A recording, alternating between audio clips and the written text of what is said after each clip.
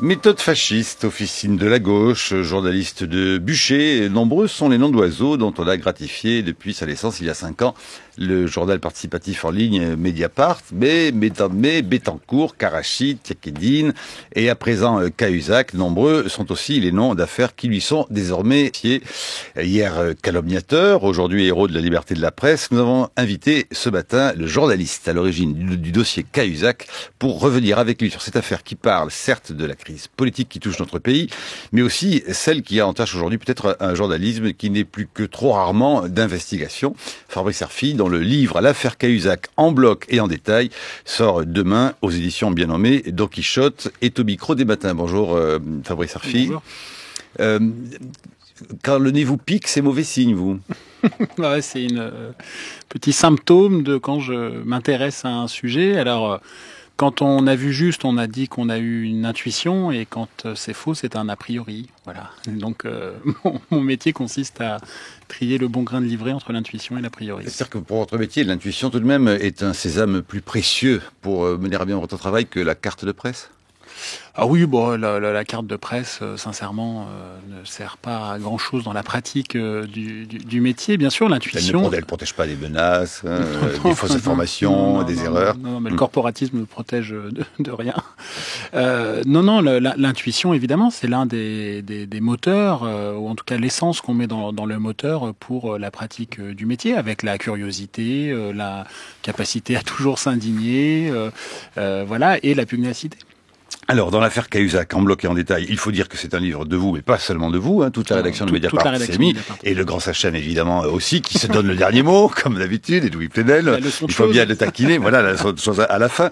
Bon, vous racontez à nouveau tout dans le détail. On ne va pas revenir, on va dire, point par point. Et d'abord, grâce à votre travail, et puis d'autres journalistes, le travail d'autres journalistes, on croit savoir, en tout cas, à l'instant T, ce qui s'est passé, et qui est à l'origine, d'ailleurs, aujourd'hui, de ce que, au fond, Louis Plenel appelle une mèche allumé quant à la question du secret bancaire, voire du système bancaire, de la question de la vertu aujourd'hui en politique, et y compris d'ailleurs en journalisme. Mais au départ, ce que je trouve intéressant dans ce que vous dites vous, que vous écrivez vous sous votre plume, c'est que au fond, vous ne savez pas à l'origine ce que vous cherchez.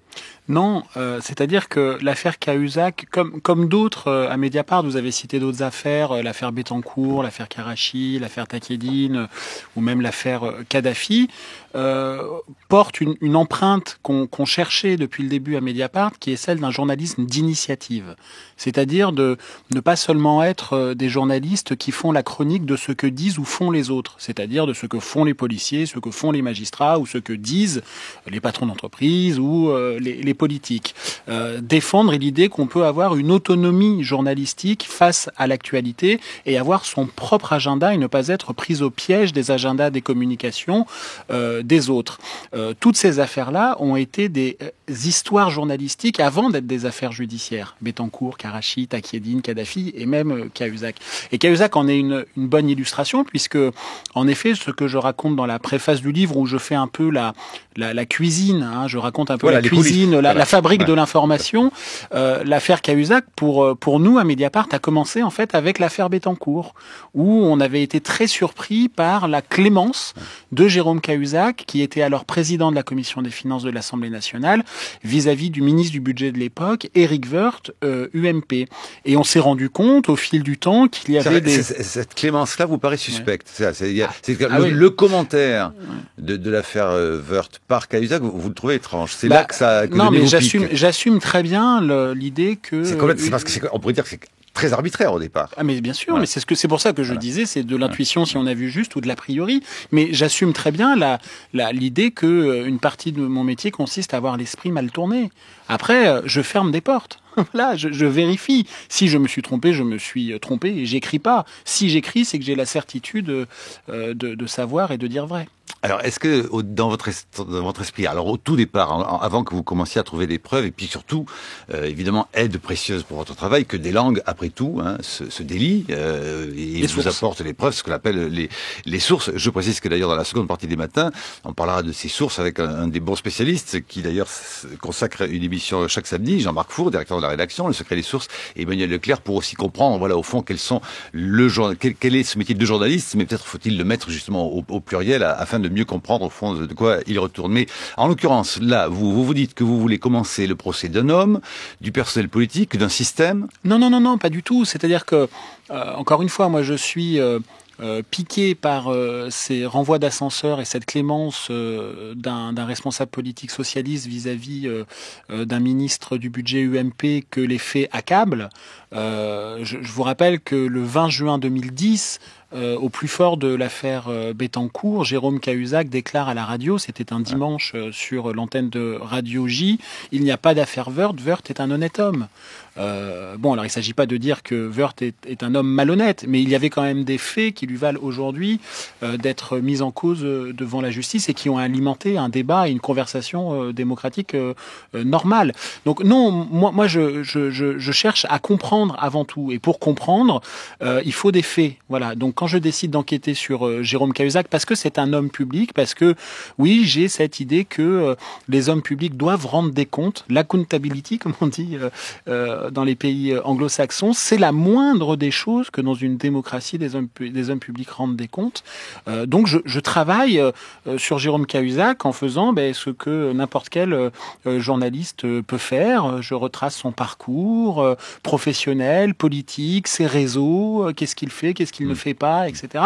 Et c'est comme ça, en 4 mois d'enquête, que petit à petit, je tire le fil qui est celui d'un compte caché, d'un rapport à l'argent qui est très particulier. Alors là aussi, au fond, vous le racontez, c'est presque comme un polar ou un film de la Warner des années 30. Il faut évidemment, non seulement vous dites, premier principe, faire confiance quand le nez pique, deuxièmement, avoir l'esprit mal tourné, troisièmement, il faut mentir, bluffer. Vous avez un rendez-vous avec une source à qui vous dites, alors ce compte, il est où? Alors c'est là que... Non, en fait, c'est ce que je raconte en effet dans cette préface. Parce que le mensonge sera bien sûr le fil rouge de toute cette émission. Oui, non, alors c'est en effet ce que je raconte, et je le raconte parce que par exercice de transparence vis-à-vis de moi-même et des lecteurs.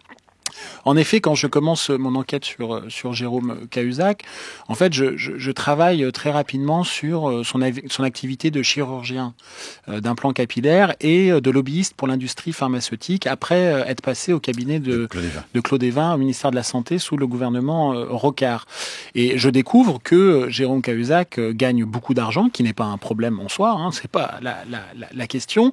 Et grâce à des sources fiscales que j'ai depuis plusieurs années, j'arrive à connaître ce que Jérôme Cahuzac et son épouse déclarent au fisc pour le début des années 2000. En termes de revenus, notamment de la clinique chirurgicale. Et je vois qu'il y a un différentiel assez important entre ce que je crois savoir du chiffre d'affaires de la clinique et ce qu'il déclare au fisc. Donc la question qui se pose, c'est mais où est passé l'argent? Et j'ai rendez-vous après plusieurs semaines de tentatives vaines avec une source qu'évidemment je ne révélerai jamais, mais qui est une source qui en sait long sur ces histoires, au Café de Flore, qui est quand même pas l'endroit le plus discret de Paris, quand même. C'est la source qui a voulu ce rendez-vous là-bas. Je suis pas du tout familier du lieu, pour tout vous dire. Oui. C'est la première fois que j'y suis allé. On y boit un chocolat chaud merveilleux. C'est un peu cher d'ailleurs, mais bon. C'est vrai. Et avec cette source-là, je vais au bluff. En disant, puisque je me pose la question qu'il y a peut-être de l'argent à l'étranger non déclaré, je pose la question d'un compte à l'étranger, d'argent à l'étranger, comme si vous savez, comme si c'était un acquis. Voilà. Et la personne me répond, vous ne trouverez jamais.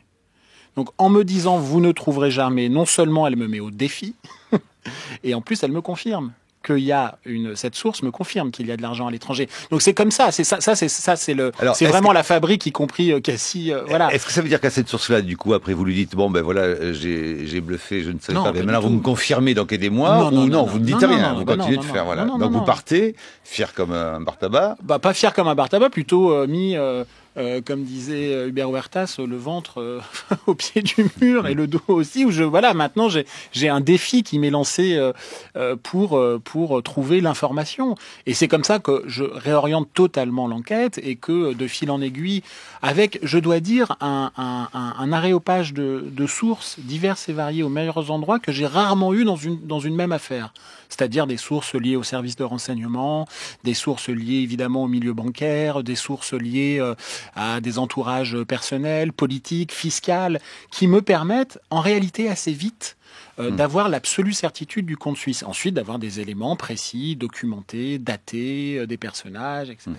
Alors, à quel moment, par exemple, aussi de ce travail-là, vous êtes sûr que, et sous le regard, le contrôle, la lecture de vos directeurs, de votre rédacteur chef, d'Edoui Plenel, que vous pouvez publier? À quel moment vous êtes sûr que, voilà, et que vous savez, évidemment, que là, ça va quand même faire pas mal de grabuge?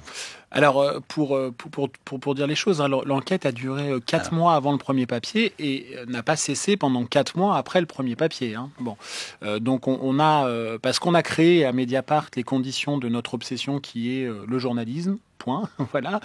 On a les moyens financiers et même intellectuels entre guillemets de faire ce type de travail. Mais écoutez, on a décidé de publier le premier papier à partir du moment où nous avions vérifié, revérifié, revérifié avec toutes les sources que nous avions les éléments précis, ce qu'on appelle un peu la couleur des chaussettes sur notre enquête, et que nous avions réuni aussi suffisamment de documents, parmi lesquels un enregistrement qui montrait que celui qui parlait le mieux du compte suisse de Jérôme Cahuzac était Cahuzac Jérôme. Alors évidemment, avant de publier, par respect du débat contradictoire, nous avons tenu à rencontrer Jérôme Cahuzac pour confronter nos découvertes à sa parole. Ça a été très compliqué parce que dès les premières minutes de mon premier mail envoyé au cabinet Cahuzac, une incroyable machine de communication s'est mise en branle avec des spécialistes de la question. J'en parle, hein, c'est le groupe Euro-RSCG et Stéphane Fuchs qui mettent en branle une espèce de rouleau compresseur pour, nous empêcher de publier l'article, pour essayer de savoir ce que nous avions précisément sous la pédale, quoi. Oui, et puis qui vous disent aussi que l'erreur est humaine, vous pouvez vous tromper, mon pauvre Fabrice. Oui, alors après je dis que Stéphane Fuchs, que je ne connaissais pas personnellement, m'a fait penser au serpent K dans le livre de la jungle, puisque voilà, à la fois il me flattait en disant vous avez excellente réputation, et en même temps il me disait attention, les gens qui ont très bonne réputation peuvent se tromper, c'est très dangereux, vous mettez votre carrière en péril, etc. Bon, voilà, ça après c'est assez banal dans le jeu de la communication. On voit bien comment vous qualifiez votre métier de journaliste. Au fond, vous parlez d'un journalisme d'initiative. Certains disent que voilà, c'est une sorte de mission que vous vous donnez, de chevalier blanc. Est-ce que, à un moment ou à un autre, vous vous dites, mais enfin quand même, je vais vraisemblablement briser la vie de quelqu'un, notamment vous le dites quand vous l'avez en face de vous, hein, quasiment, qu'il dit moi je vais enregistrer notre conversation, vous mettez votre enregistreur aussi, moi aussi, vous dites vous êtes deux. Bon, est-ce qu'il y a un moment ou pas où l'idée que vous allez sans doute briser la vie de quelqu'un, vous dites bon ben je vais peut-être pas le faire comme ça, ou il faut le faire quand même. Enfin, voilà, qu'est-ce qui se passe quand même? Je le dis dans le livre, hein, il y a de la pâte humaine, évidemment. On n'est pas fait d'un bloc. Évidemment que c'est pénible. Voilà, ce sont des moments pénibles humainement de se dire que telle information est susceptible de briser la carrière de quelqu'un ou de porter. Ouais, de faire vaciller aussi un gouvernement. Oui, mais sauf que c'est l'éternel débat. C'est pas la faute du messager. Celui qui a brisé la carrière de Jérôme Cahuzac, c'est Jérôme Cahuzac. Celui qui a brisé ses idéaux, ses paroles, et qui a montré qu'il était en acte très loin de ce qu'il disait et du discours, c'est Jérôme Cahuzac, c'est pas nous. Donc bien sûr, je vais pas mentir, évidemment, c'est compliqué, c'est pénible, mais la faute n'est pas celle du messager. Donc nous avons tout simplement fait notre travail, ni chevalier blanc, ni procureur, ni rien. Et d'ailleurs, dans cette affaire, on voit bien le caractère malsain qu'il peut y avoir, y compris parfois d'un point de vue culturel, vis-à-vis de ce type de journalisme-là. Nous étions le pire du journalisme quand Cahuzac démentait. Nous sommes devenus le meilleur du journalisme quand il a avoué. Ça n'a aucun sens. Nous ne sommes ni le pire ni le meilleur. Nous sommes journalistes. D'un petit mot, ça vous a blessé, vous, réactions de confrères disant mais donnez des preuves, qu'est-ce que vous faites là, c'est inconscient. Évidemment, ça m'a blessé, mais ça m'a surtout foutu la rage au ventre. 8h17, l'heure de la chronique de Brice Couturier. Bonjour Brice. Bonjour Marc. Il faut le reconnaître, dans l'affaire Cahuzac, Mediapart a eu contre lui non seulement le gouvernement et la majorité parlementaire, solidaires de leur ministre du Budget, ce qui est la moindre des choses, mais la grande majorité des journaux, des éditorialistes, et vous ajoutez même jusqu'à l'agence France Presse. Le 26 décembre dernier, 4 mois donc avant les aveux de Jérôme Cahuzac devant une Assemblée nationale médusée, l'AFP publiait en effet une dépêche très reprise que vous qualifiez de monument de désinformation. Elle proclamait « Cahuzac est a priori solidement installé au gouvernement ». Jugement appuyé sur l'analyse de 2 politologues, Gérard Grimbert et Jérôme Fourquet. Vous disqualifiez le premier en tant que rocardien, comme Cahuzac, et vous le soupçonnez donc a priori de connivence. Mais si Grimbert, cité par l'AFP, avait estimé que Jérôme Cahuzac, je cite, est considéré comme l'un des ministres les plus sérieux, qui porte tout le projet de Hollande de réduire les déficits dans les années qui viennent, fin de citation, il ajoutait, ce que vous ne citez pas, il faudrait vraiment qu'il y ait des progrès importants dans cette affaire pour que Hollande change de ministre, et il ne le fera que s'il est contraint et forcé. Ce qui prouve qu'il n'excluait pas une telle hypothèse. Et il ajoutait que de son côté, Mediapart pratiquait, je cite toujours Grimbert, un journalisme engagé, davantage anti-système que d'investigation. Votre livre fourmille en effet d'allusions au fait que Cahuzac, ministre du Budget du gouvernement Ayrault, y incarnait la rigueur budgétaire, ligne politique, qui n'est pas celle qu'incarne Mediapart. Nous ne sommes toujours pas sortis des philosophies du soupçon. Face à une vérité factuelle, à une information fiable et vérifiée, on demande aussitôt quels intérêts sert-elle ? Dans le jeu de qui est-elle susceptible de constituer un atout ? A contrario, à qui peut-elle nuire ? Avec pour conclusion, si elle sert mon propre camp, il faut que cette information rencontre un écho maximal. Dans le cas contraire, il convient de la faire disparaître ou au moins d'en minimiser l'importance. On a eu tort de refuser la vérité dans l'affaire Cahuzac sous prétexte qu'elle servait le camp des partisans de l'autre politique en faisant tomber l'une des incarnations de la politique social-démocrate menée par François Hollande, mais ce qui importe, c'est la vérité. Non pas le camp qu'elle sert, mais j'aimerais que cette logique s'applique aussi à l'affaire du mur des cons du syndicat de la magistrature. L'époque s'est habituée à ce qu'on utilise des journalistes infiltrés, des caméras cachées, des enregistrements de conversations privées, comme le coup de téléphone de l'ancien ministre du Budget qui vous a mis sur la piste. Curieusement, le fait d'avoir filmé au sein du local du syndicat de la magistrature à l'insu de ses dirigeants le mur des cons où ils alignaient les personnalités qui ne leur plaisent pas est considéré comme une faute grave par la direction de France 3. Le journaliste, qui est l'auteur de ce film, Clément Vell-Rénal, est passé avant-hier, en commission de discipline. Il risque des sanctions. Tout récemment, Mediapart et vous-même avez été assignés en justice pour recel d'atteinte à la vie privée pour avoir rendu public les enregistrements effectués par leur majordome au domicile des Bettencourt. Votre avocat, Maître Mignard, a plaidé l'impossibilité d'un tel délit pour un journaliste, dont je cite Maître Mignard, dont la mission consiste précisément à publier des informations d'intérêt général. Il me semble à moi qu'informer le public sur le fait qu'un des principaux syndicats de magistrats de ce pays considère comme des ennemis personnels certaines personnalités du monde politique et médiatique fait partie des informations en question, car les magistrats ne sont pas des gamins qui font des blagues, mais des personnalités chargées de rendre la justice de manière impartiale, éventuellement d'envoyer les coupables qu'ils désignent en prison, sur la base de la loi et non pas de leurs convictions politiques personnelles. Mais apparemment, la réaction de bien des commentateurs est celle que j'évoquais tout à l'heure, de qui cette info fait-elle le jeu ?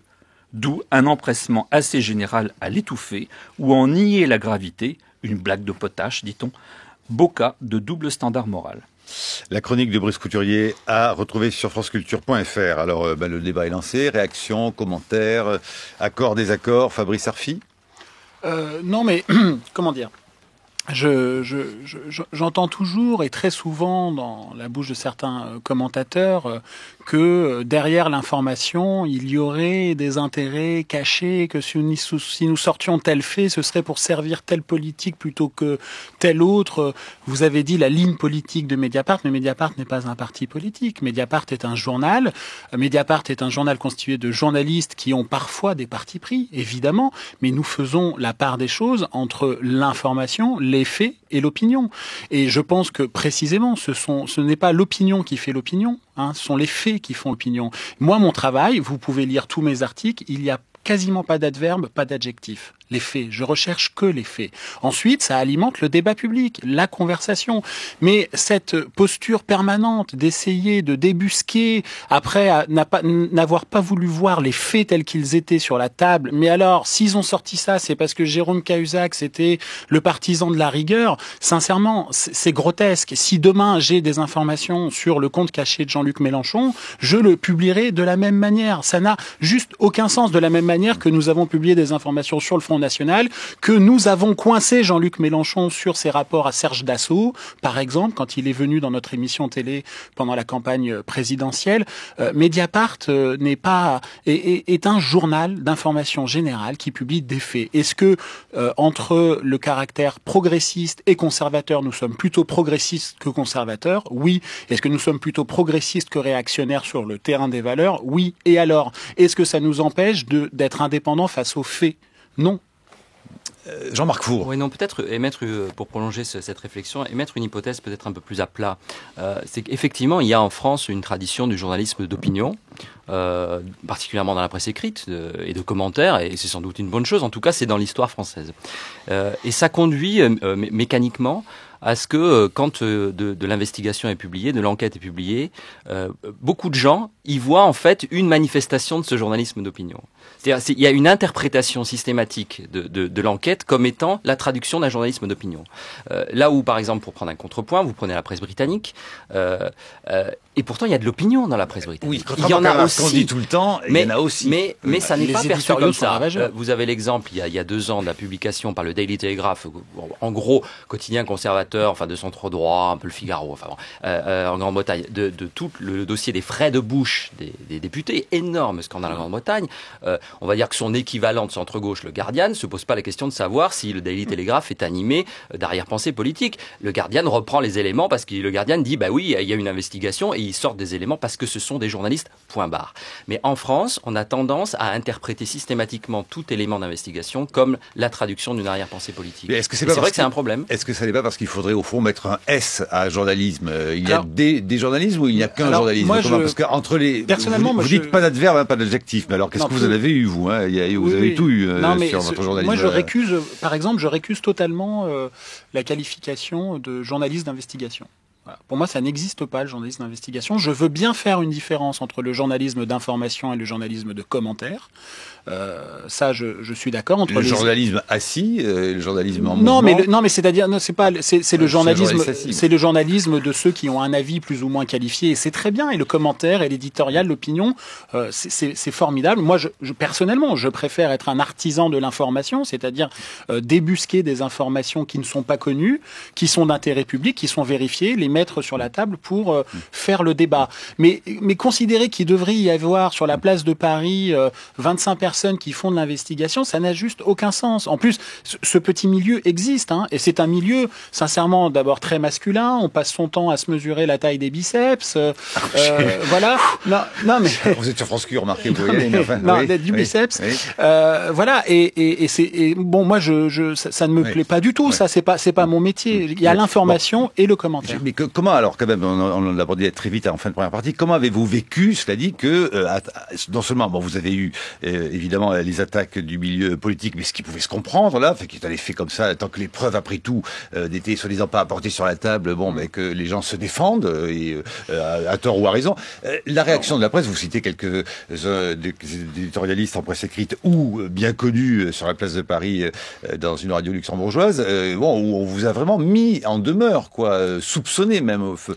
Mais c'est en fait alors, ça, comment l'avez-vous pris? Très mal, on l'a très mal pris. Et comment l'expliquez-vous? Très mal vécu. Alors moi, je l'explique un peu dans la lignée de ce qu'a dit Jean-Marc Four, comme un révélateur, un symptôme d'un problème culturel qu'il y a dans ce pays, y compris au sein de la profession, vis-à-vis d'un journalisme qui publie des informations qui ont parfois, oui, le malheur de créer de l'intranquillité et de déranger. Vous voyez ce qui s'est passé, c'est-à-dire que nous avons été pendant 3 mois et demi les accusés numéro 1 de notre propre enquête. Alors que les confrères et des on vous disait, vous prouvez-le, vous demandiez. Non, c'est pire que ça. On nous a dit, vous êtes un danger pour la démocratie de faire ça. Moi, on est des prudences vis-à-vis des informations d'un journal quel qu'il soit qui dit que le ministre du budget est un fraudeur fiscal. C'est normal, c'est très sain. Moi, je demande pas aux confrères de foncer tête baissée après notre premier article, qu'ils aient besoin de vérifier, de recouper, de contre-enquêter. C'est la moindre des choses. Tout ça ne me pose aucun problème. Mais que à contrario, cette prudence se transforme en défiance et en mise en accusation de Mediapart. Moi, j'ai quand même passé 3 mois à faire les plateaux télé, les plateaux radio pour défendre avec les dents mon enquête parce que j'étais un journaliste de bûcher, un procureur au petit pied, parce que j'étais un danger pour la démocratie. Et à partir du moment où Jérôme Cahuzac, après avoir démenti, a avoué, je suis devenu en quelque sorte le héros de cette histoire. Ouais. Ça n'a absolument aucun sens. Mediapart n'a pas fait un autre travail quand Cahuzac démenté que quand il a avoué. Le journalisme n'a pas besoin de héros, il a besoin de journalistes. Il y a eu, comme à la Chandeleur, comme ça, un retournement de crêpes et de situation qui était, je trouve, est un révélateur assez malsain. Alors, je vais essayer de faire tourner la parole équitablement entre tout le monde. Jean-Marc Four. Il y a cette explication sociologique, on va dire, mais il y a un autre élément d'explication plus prosaïque et qui est très présent d'ailleurs dans le livre de Fabrice Sarfi. Vous l'avez évoqué très brièvement tout à l'heure. C'est quand même le monde de la communication. C'est le poids des communicants. C'est l'intervention. Ce sont les pressions des communicants. C'est pas juste des gens qui donnent des petites infos de ci, de là. Ce sont des gens qui interviennent pour parfois modifier le cours de la rivière. Quand il y a ce fameux épisode de pseudo-blanchiment de Jérôme Cahuzac, avec cette information qui paraît ici et là, et particulièrement dans le JDD, on peut quand même raisonnablement penser que les communicants sont intervenus dans cette affaire. Voilà. C'est très important ce que dit Jean-Marc Four.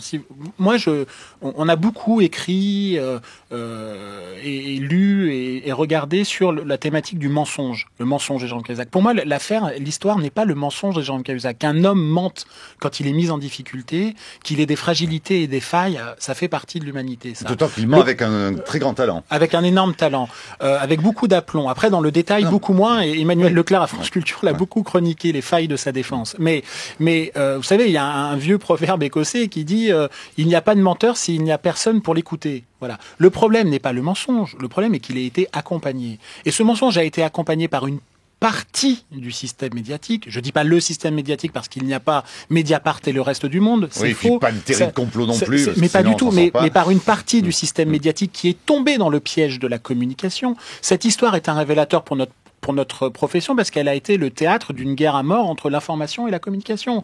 La communication a gagné pendant de très longues semaines, l'information l'a emporté. En effet, ce mensonge a été accompagné également par une partie du gouvernement. Et cette partie du gouvernement, c'est Pierre Moscovici qui a fait une opération depuis Bercy pour tenter de blanchir Jérôme Cahuzac. Avec un titre à la une du JDD, les Suisses ont blanchi Cahuzac. Un autre problème que ça a mis en valeur et qu'on évoquait rapidement en première partie, mais que je voudrais aussi qu'on évoque là, est-ce que ça ne met pas en lumière, au fond, un malaise dans le milieu du journalisme, de l'économie du journalisme et des moyens que l'on met ou pas, et que l'on peut mettre ou pas dans ce qu'on appelle de l'investigation et du journalisme de longue durée. Alors, parce que vous avez eu le temps. On vous a dit, au fond, vous ne faites que ça, Fabrice Sarfi. Oui, moi, pendant quasiment 4 mois, j'ai quasiment fait que ça à Mediapart, et mon travail à Mediapart se résume à, on va dire, à 95% mon temps de travail à 4 enquêtes, voilà, en permanence. Emmanuel Leclerc. Ça, c'est merveilleux. 4 mois pour 4 sujets. Effectivement, là, on n'est pas tout à fait dans le même monde. On peut pas faire pareil, nous, de toute façon. Non, alors, ça dépend. Quand on est dans le journalisme d'actualité, quand on est là pour analyser, commenter, vérifier 5 sujets par jour, parce que voilà, là on parle de 4 sujets en 4 mois, là c'est 5 sujets par jour, où il faut éviter de se faire enfumer, avoir un début d'expertise, tout ça prend beaucoup de temps. Effectivement, là on n'est pas tout à fait sur les mêmes histoires. Après, quand on est un journaliste d'actualité à Radio France, on peut jouer sur la durée. C'est-à-dire qu'après, le journalisme d'initiative, pour nous, c'est plutôt sur la durée. Là, je vous renverrai aux travaux, aux livres de Laure de Vulpian, ici à France Inter, Benoît Colomba à France Culture, Benoît Colomba sur France Inter. Moi, j'ai beaucoup travaillé sur la Côte d'Ivoire. Effectivement, avoir des sources sur la durée qui sont fiables, tout ça est très difficile. Après, effectivement, c'est passionnant de pouvoir travailler sur un sujet, avoir 4 mois, des frais de mission assez importants, parce que vous parliez de l'économie, Marc. Effectivement, là aussi, c'est compliqué. C'est quand même le nerf de la guerre. Voilà. Après, je voudrais juste quand même revenir sur la comparaison entre l'affaire du mur des cons et l'affaire Cahuzac. On n'est pas tout à fait dans la même dimension. L'affaire quand même du mur des cons, c'est parti d'un journaliste qui filme lui-même les images, qui ensuite... C'est mieux quand c'est le majordome qui enregistre les conversations privées. Je veux dire, c'est moins gênant. Attendez, non, c'est pas que ça soit moins gênant, c'est que c'est juste la démarche journalistique, c'est ça que je veux dire. On est avec un journaliste qui filme lui-même les images et qui ne les donne pas à sa propre rédaction. Il aurait très bien pu aller voir sa rédaction et dire j'ai des images qui posent problème. Je pense que là il y aurait eu un débat sans aucun doute. Après il l'aurait publié ou pas. Il est allé voir un site internet qui les publie et ensuite il va voir sa propre rédaction en disant regardez ce que sort le site Atlantico, c'est très intéressant, je fais le sujet. Peut-être qu'il n'avait pas confiance en sa propre rédaction pour diffuser ces images. Juste ce que vous venez de dire, et vous l'avez dit tout à l'heure dans votre chronique, Monsieur Couturier, sur le majordome et l'affaire Bettencourt et les conversations privées. Je vous mets au défi de dire quelle information relevant de la vie privée de Madame Bettencourt nous avons publiée sur Mediapart. Je vous mets au défi. Je parle simplement de l'enregistrement. Moi, je vous dis par rapport à ce que vous dites, les conversations privées. Je comprends toujours pas pourquoi c'est un drame quand un journaliste dans un local syndical qui n'est pas un lieu privé filme un mur des cons. Et ça, c'est scandaleux. Par contre, quand un autre journaliste obtient les conversations privées prélevées sur un téléphone ou les Wikileaks, nous n'avons pas enregistré. Non, mais je parle pas de vous en particulier. Je dis simplement qu'aujourd'hui, les médias utilisent les caméras cachées des journalistes infiltrés dans des lieux institutionnels comme les entreprises, filment à la dérobée des images. Ça fait partie du métier de journalisme aujourd'hui. Et Wikileaks, tout le monde l'a encensé comme une pratique favorisant la démocratie à travers la transparence. Par contre, bizarrement, quand ça sert certains autres intérêts politiques, c'est pour ça que j'avais insisté là-dessus. Donc c'est le complot de gauche. Allons, soyons sérieux. Non, ça n'a rien à voir. C'est quoi ? Simplement, il y a certaines révélations qui vont dans un certain sens et qui sont donc favorablement accueillies et d'autres qui ne sont pas. Celles qui mettent en cause le syndicat de la magistrature, qui est un syndicat de gauche, sont bizarrement mal accueillies. Voilà. Par contre, quand elles mettent en cause un complot médiatique de gauche. Il y a un certain nombre de médias qui sont plutôt orientés à gauche, tout le monde le sait. Oui. On va pas faire toute l'émission sur le mur des cons. Mais je voudrais revenir sur journalisme d'opinion et journalisme d'investigation, parce que c'est quand même le fond du problème. Il y a, à côté du journalisme d'opinion et du journalisme d'investigation, il y en a un autre que j'appellerais le journalisme de révélation, qui vise en réalité à un acharnement sur certaines personnalités politiques et qui sert en réalité de relais aux juges. Et là, on voit que, vous êtes tombé juste, bravo, sur Cahuzac, mais souvenons-nous d'autres affaires. L'affaire Allègre-Baudis. On a eu là affaire à un acharnement contre un homme politique, Monsieur Baudis, qu'on a accusé dans les médias les plus sérieux de choses de plus extravagantes. Les pires. Et puis, il y a eu l'affaire Clearstream. N'oublions pas aussi, là, Le Point lance une liste d'hommes politiques qui ont des comptes au Luxembourg, qui ont des millions cachés, etc. Ça aussi, ça s'est dégonflé complètement. Donc, attention, parce que souvenons-nous de ce qui s'est passé en Italie à propos de l'affaire, au moment de l'affaire Main Propre. L'alliance du juge et du journaliste de révélation donne des résultats effarants. C'est-à-dire peut ruiner une classe politique. Vous ne m'avez pas bien entendu, puisque, en l'occurrence, l'affaire Cahuzac, l'affaire Bettencourt, l'affaire Karachi, l'affaire Takedine, l'affaire Kadhafi, qui ont été sortis par Mediapart, sont des histoires journalistiques avant d'être des enquêtes judiciaires. Les enquêtes judiciaires ont été ouvertes après les révélations de Mediapart. C'est souvent grâce à des fuites que ce type de journalisme peut travailler. Mais non, puisqu'il n'y avait pas d'enquête judiciaire, il n'y avait pas de fuite judiciaire. Vous parlez du journalisme de révélation, mais c'est le journalisme. C'est le rôle du journaliste de publier des informations que le public ne connaissait pas. Le rôle du journaliste, ça n'est pas simplement d'avoir un avis sur tout, partout, tout le temps. C'est de donner de l'information, des faits que le public ne connaît pas pour qu'il puisse être informé. Le journalisme de révélation est un pléonasme.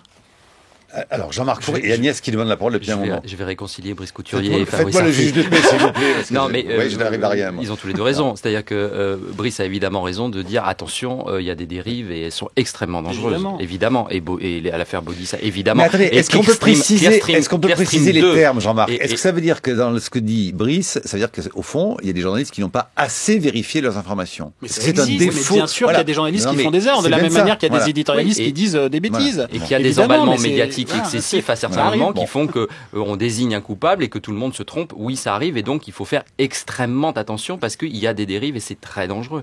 Mais est-ce que pour autant, et là je rejoins Fabrice Arfi et je les réconcilie, est-ce que pour autant il faut abandonner le journalisme d'initiative, pour reprendre la formule qu'utilise Fabrice Arfi dans son livre? Évidemment qu'il faut le favoriser. Agnès Benassi-Carré.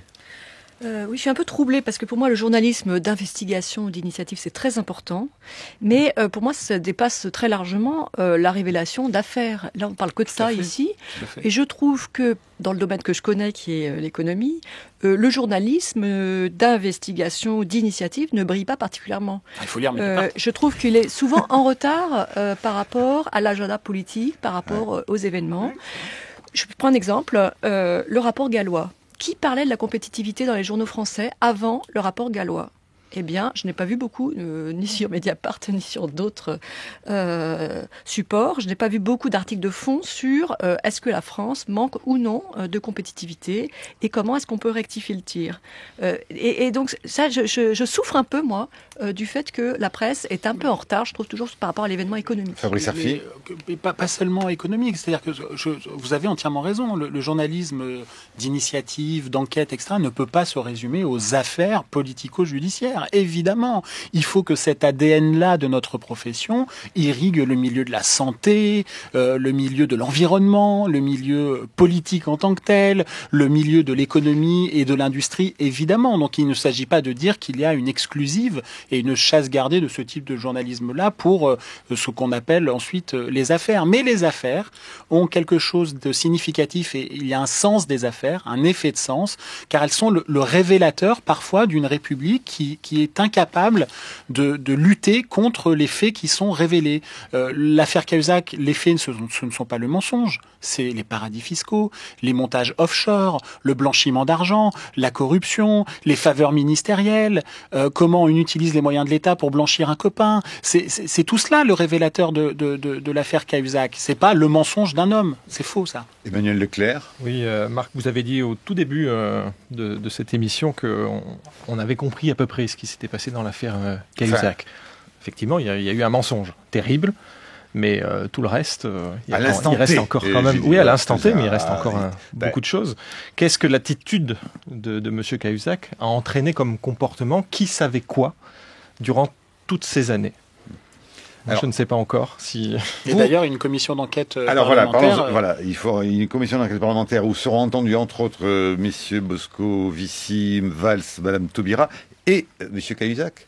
Et monsieur Cahuzac, oui, et une trentaine de personnes. Et nous-mêmes, oui. Alors, je crois même les premières personnes à être auditionnées. Voilà, alors comment, justement, là, interprétez-vous le fait que vous devenez, finalement, la pièce maîtresse d'une instruction? Non, on n'est pas du tout. On n'est pas du tout. Il y a une instruction judiciaire et nous ne sommes pas entendus dans l'instruction judiciaire du juge Van Rumberg. Non, parce que si vous n'aviez pas... En revanche, que il y ait des... Comment dire? Moi, je trouve que la démocratie fonctionne très bien quand il y a des relais institutionnels aux informations de la presse, quand elles sont évidemment d'intérêt public et vérifiées. Je trouve très sain que le Parlement, à côté de la justice, s'empare de cette affaire avec les moyens qui sont les siens pour autopsier ce qu'il s'est passé vis-à-vis de la responsabilité des pouvoirs publics dans l'affaire Cahuzac, comme le dit Emmanuel Leclerc. Qui savait quoi et depuis quand? Moi, je peux dire ici que certains services de l'État français, de renseignement, connaissaient l'existence du compte de M. Cahuzac depuis le début des années 2000. Bon, ça, c'est une autre bombe. Voilà. Mon information, voilà. Je ne l'ai pas tirée du chapeau. Vous ne mettez pas de guillemets. Vous dites c'est impossible qu'au plus haut niveau de l'État, on n'ait pas su les activités. Non, je ne dis pas que c'est impossible. Je dis que au moins 2 services de renseignement français, depuis le début des années 2000, savaient que Jérôme Cahuzac avait de l'argent à l'étranger. Il y a 13 ans, donc.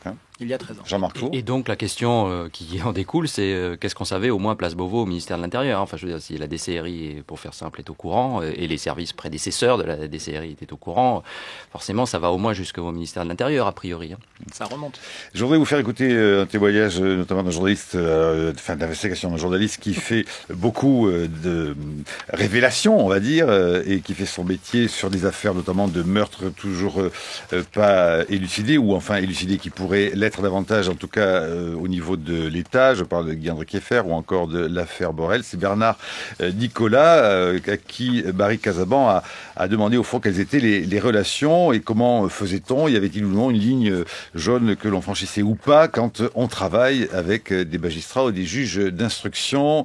Bernard Nicolas au micro de Barry Casaban. Je pense qu'il faut que le journaliste reste dans son rôle de journaliste. Alors ça peut être un journaliste concerné, ça peut être un journaliste vigilant, ça peut être un journaliste intéressé par des sujets qui n'intéressent pas les autres. Il peut être effectivement un contre-pouvoir judiciaire, mais il doit rester dans son rôle. Et en réalité, j'ai la possibilité, moi, d'enquêter tous azimuts. Les magistrats sont parfois coincés par la saisine, c'est-à-dire, pour bien expliquer aux auditeurs, ils sont saisis de faits particuliers. Nous pouvons aller où bon nous semble, suivre toutes les pistes. Il s'agit d'un travail souvent ingrat, pour lequel il faut avoir vraiment la foi, si j'ose dire, pour avancer, pour aboutir. Mais c'est un travail en même temps passionnant. Alors, quand on parle des fuites, justement, qui viennent de dossiers d'instruction vers les journalistes, ces fameuses fuites, elles ne sont pas tout, finalement. Ce ne sont pas elles qui font le travail. Non, mais pas, vous savez, dans l'idée générale, on se dit, oui, les journalistes et les juges d'instruction sont, au fond, la main dans la main. Au cul du camion judiciaire, comme ça, et qu'il y aurait une alliance démoniaque. Voilà, dans les faits, ben c'est parfaitement faux. Voilà, c'est pas comme ça que ça se passe. Moi, je n'ai jamais vu un juge me donner un document. J'ai jamais vu ça. Parce que vous connaissez pas les bons juges. Parce que je connais pas les bons juges. Non, ce que je veux dire, c'est que un journaliste, il faut comprendre ça, et on l'a oublié, et une partie de la profession l'a oublié, notamment chez les commentateurs qui nous disaient où sont vos preuves, ont oublié que les journalistes ont des sources. Les journalistes, c'est incroyable, ont des sources, des personnes qui leur donnent des informations et que nous... Dont la règle est de ne jamais en révéler l'identité. Et de ne jamais en révéler leur consentement, sauf leur consentement. Voilà, une minuscule histoire du journalisme nous apprend que l'Express, quand il révèle l'affaire Ben Barka, ils ont des sources, il n'y a pas d'éléments matériels dans leur enquête. Quand Woodward et Bernstein dans le Washington Post révèlent l'affaire du Watergate, il n'y a pas un élément matériel dans leur enquête, ils ont des sources.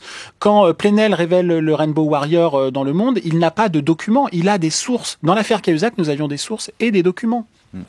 Emmanuel Leclerc. Justement, puisque vous parlez de Bob Woodward. Je vous voyais hocher la tête sur le coup des juges d'instruction, et comme Jean-Marc Four, les juges d'instruction ne donnent pas d'informations aux journalistes. Non, mais ce que je veux dire, c'est pas aussi caricatural que le juge qui appelle. Emmanuel Leclerc. Emmanuel Leclerc et Jean-Marc. Emmanuel. Oui, ça peut arriver. Bien sûr. Bien sûr, ça peut arriver. Voilà. Que le juge fournisse quoi? Vous n'êtes pas bavard, Jean-Marc Four. C'est ce qu'on appelle dans notre jargon un peu aussi le journalisme de PV, c'est-à-dire on obtient le procès verbal d'audition, d'un état d'un dossier d'instruction. Bah oui, ça arrive, évidemment que ça arrive, que c'est arrivé par le passé, que des fois il y a des juges qui, y compris pour protéger leur propre enquête, fournissent des infos, ou des policiers, ou des greffiers, ou des avocats, il y a plein de gens. Je veux dire, il y a plein de gens, et puis ça dépend des sujets, et ça dépend de la situation. Mais oui, évidemment que ça arrive. Pourquoi le dissimuler? Oui, ça arrive. Mais je voudrais juste prolonger quand même sur cette question des sources, parce que on arrive là à un nouveau texte sur la protection des sources qui normalement doit être présenté au Conseil des ministres fin mai. C'est imminent. C'est très attendu par la profession. Et il y a beaucoup de gens, y compris dans les auditeurs, les lecteurs, etc., qui se demandent si finalement, à travers ces lois-là, les journalistes ne cherchent pas à avoir une carte blanche, un blanc-seing pour faire tout ce qu'ils veulent. Et je crois qu'il faut bien entendre cette question-là. C'est la protection protection des sources, pas la protection des journalistes, mais la protection des sources. Parce que dans un pays comme la France, la vie d'un journaliste, elle n'est pas en danger. Il peut y avoir des pressions, il peut y avoir... Bon, on met de côté quelques histoires et puis la Polynésie française, parce que là, c'est un peu spécial. Mais sinon, pour le reste, en France, la vie d'un journaliste n'est pas menacée. On n'est pas en Russie. Bon, mais en revanche, celle des sources, là, les pressions peuvent être considérables. Donc, c'est les gens qu'il faut protéger. C'est pas les journalistes, c'est les sources. Et c'est pour ça qu'il faut se débrouiller pour que le journaliste puisse ne rien dire de qui sont ses sources. Emmanuel Leclerc, quand vous faites ce métier d'investigation, que vous partez en Suisse, que vous allez voir des banquiers, j'imagine qu'il faut user, c'est comme on le disait avec Fabrice Arfi tout à l'heure, parfois il faut bluffer, il faut aussi séduire, il faut boire des coups, des cognacs avec les uns et les autres. Il faut l'Armagnac, pardon, il faut aimer l'Armagnac. Mais il faut aussi surtout, d'ailleurs, je pense beaucoup aimer les gens qui peuvent être parfois vous parlent parce qu'ils sentent que tout d'un coup, ils se libèrent finalement en se sentant protégés comme source pour que la vérité accède. Il faut prendre du temps pour pouvoir en perdre. Effectivement, c'est l'expression qu'utilise Fabrice Arfi dans son livre. Effectivement, il faut aller boire des coups, il faut discuter, il faut prendre beaucoup de temps, parfois, pour convaincre, et puis vérifier aussi que ces sources sont fiables. C'est-à-dire que ça se passe pas comme ça avec un micro près de la bouche. C'est 1 heure, 2 heures, 3 heures passées dans un café à discuter à bâton rompu. Je voudrais juste, pour parler de la protection des sources, et puisque Fabrice Arfi parlait de Bob Woodward, à l'époque, ce journaliste, Watergate, et son collègue on fait face à beaucoup d'entraves. Alors là, on a parlé dans l'affaire Cahuzac d'une entrave liée à une compagnie qui fait de la communication, qui a utilisé certaines stratégies, y compris Euro-RSCG, pour ne pas les citer. Est-ce qu'il y a eu d'autres entraves? Vous en aviez parlé dans l'affaire Bettencourt, où il y a eu des cambriolages mystérieux. On soupçonne certains services d'avoir écouté des journalistes, d'avoir écouté les sources. Ça renvoie à l'affaire des Fadettes également. Est-ce que là, dans cette affaire Cahuzac, Fabrice Arfi, vous avez eu d'autres entraves que celles de la communication au sens large? Fabrice Arfi. Dans l'affaire Cahuzac, je considère de manière informée que ce qu'a fait Moscovici en lançant une opération depuis Bercy pour tenter de blanchir avec Suisse Jérôme Cahuzac alors que la justice enquêtait déjà, participe d'une entrave, d'une stratégie de hold-up d'une partie du gouvernement sur une enquête judiciaire en cours pour tenter de convaincre le procureur de ne pas poser les questions aux Suisses telles que Bercy les avait posées. Parce que s'est-il passé? Avec les mêmes informations, Bercy a eu la réponse des Suisses que Cahuzac n'avait pas de compte, et le parquet de Paris a eu la réponse que Cahuzac avait un compte. Quand même, ça doit nous interroger sur comment les moyens de l'État ont été utilisés pour que on blanchisse celui que le ministre des Finances de l'époque appelait un ami, en parlant de Jérôme Cahuzac. Pour faire la différence avec la présidence Sarkozy, nous n'avons pas connu, sous la présidence Hollande, avec l'affaire Cahuzac, la violence que nous avons connue sous la présidence Sarkozy. Avec l'affaire Woerth-Bettencourt, ou même Kadhafi ou Karachi. Nous avons été insultés, traités de fascistes, nous avons été cambriolés, espionnés, j'ai été menacé de mort dans l'affaire Takedine. Dans l'affaire Cahuzac, je dois la vérité de dire qu'il n'y a pas eu ces pressions-là. Et pourtant, Édouard Plenel vous a averti, ça sera plus difficile d'enquêter sous la gauche que sous la droite. Oui, sur le côté un peu de la solitude qui peut y avoir parfois, et surtout sur la jeunesse du pouvoir socialiste, avec l'idée que la gauche mentirait moins que la droite. C'est pour vous apporter quand même la contradiction. Que pensez-vous de ce que dit Elisabeth Lévy dans le causeur de ce mois-ci, Fabrice Arfi, qui dit au fond, si on doit définir l'affaire Cahuzac comme au fond Mediapart, comme le parangon du journalisme, à ce compte-là, une presse libre se reconnaît à ce qu'elle est un auxiliaire de police et de justice. Oui, mais bon, Elisabeth Lévy fait partie des gens qui ont un problème quasi personnel avec Édouard Plenel et dont tous les journalistes de Mediapart devaient être les dépositaires et en faire la psychanalyse publique. Moi, ça me concerne assez peu. Nous ne sommes pas des auxiliaires de police. Je ne suis pas flic, je ne suis pas procureur, je ne suis pas juge. Mon métier est de trouver des informations, de les révéler, de les comprendre et de les expliquer. C'est pas à moi de juger.